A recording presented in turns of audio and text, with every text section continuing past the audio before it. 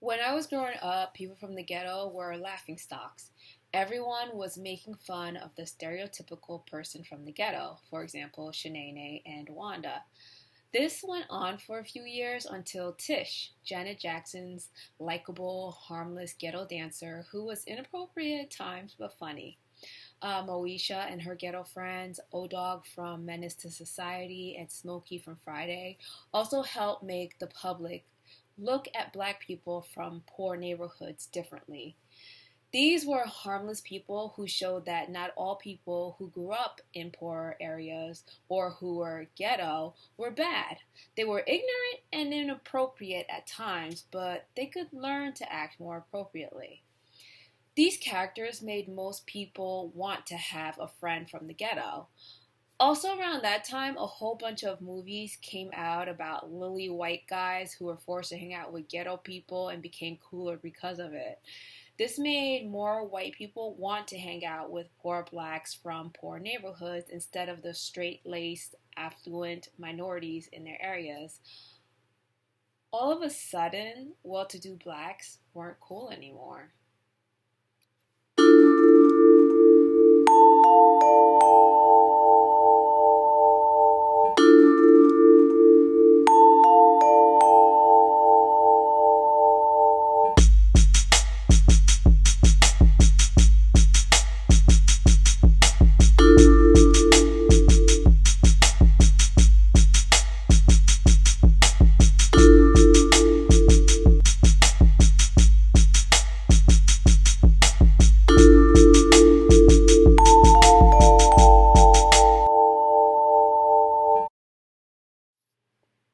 The general public lowered their guard against ghetto people while trying to understand and help them.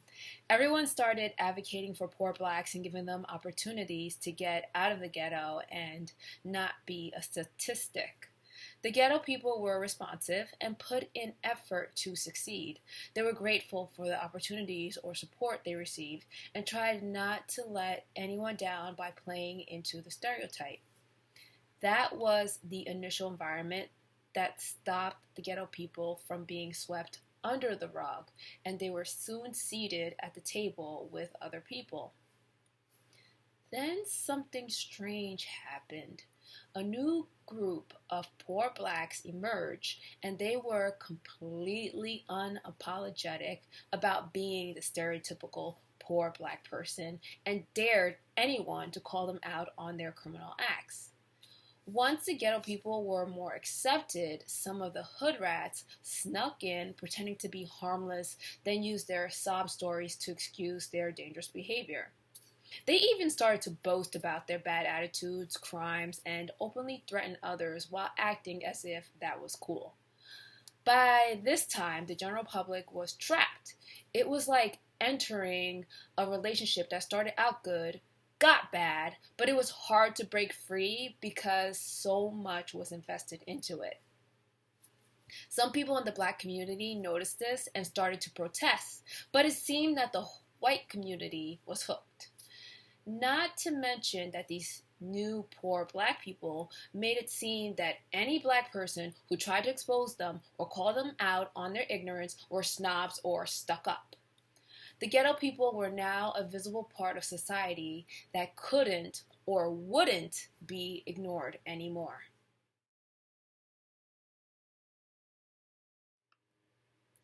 How did the mainstream image of Black America go from Carlton to DMX? One of the reasons is that some of the ghetto people held on to their ghetto behavior and would not improve. Even though some of the ones who were saved from the traps of the ghetto moved out and led better lives elsewhere, they passed on the ghetto behavior to their children. Some of those who stayed in the ghetto seemed to hold on tighter to their ghetto behavior, and with their newfound public standing, they threw it in the public space. They refused to improve, sending the message that this was who they were and they weren't going to change. These people gave birth to the Hood Rats, a lost generation of poor blacks from poor neighborhoods who have psychopathic tendencies. The hood rats were worse than their obstinate ghetto parents because there was no one to scold them. By the time they were born, a lot of their parents' ignorant behavior had become more accepted as part of who they were, and people started to believe it couldn't be changed. The hood rat babies were told to be proud of who they were and never change for anyone, not even if the change is for the better. The hood rats were now able to make money off their ignorance by showcasing it in the entertainment business. A few hood rats got rich quick and started to make it seem as if they were real or were acting real when they were acting ignorant. Anyone else was being fake or acting white. Real black people supposedly acted like ghetto or hood rat people. I make the distinction between people who are ghetto and hood rats. So what happened was a young child now saw images of a hood rat celebrity being rich and promoting ignorance. They could be ignorant and still make money, so there was no need to change. Hood rat kids no longer had to clean up or act appropriately to get ahead. There was a lucrative market for ignorant black people. This put pressure on people who grew up in the burbs and had no idea what life was like in the hood to imitate hood rats so that they could be considered real black people. I remember hearing hood rats talk about being real all the time. Once they said they were being real, it was as if you couldn't talk about their mean-spirited behavior. I'm real was the number one excuse for hood rat behavior. Luckily, my suburban community didn't fall for that during my childhood. The African Americans didn't accept the ignorant behavior, not even the ghetto or other poor parts. They tried to stay clear of coming off like hood rats. They joked around and dressed similar because it was a trend, but they never absorbed the ignorance. I don't know what is happening now because the general public has been immersed in the hood rat's ignorance for so long, but that is what it was like when I grew up.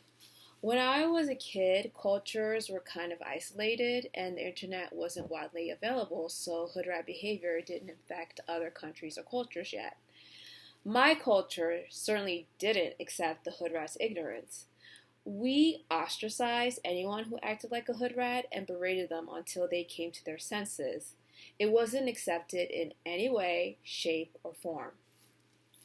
I looked at different parts of the world a few years ago, and the hood rat's ignorance has spread to other countries, including a store in Africa called the N-word, and Africans in Spain using the N-word, even though that's not in their language.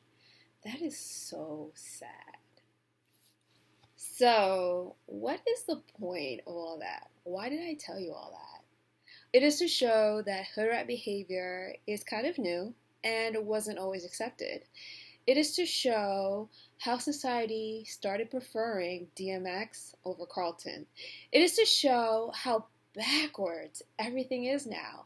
It is to show that not all poor black people from poor neighborhoods were bad, but the bad ones took advantage of the general public's sympathy to squirm their way into the spotlight. It is a wake-up call.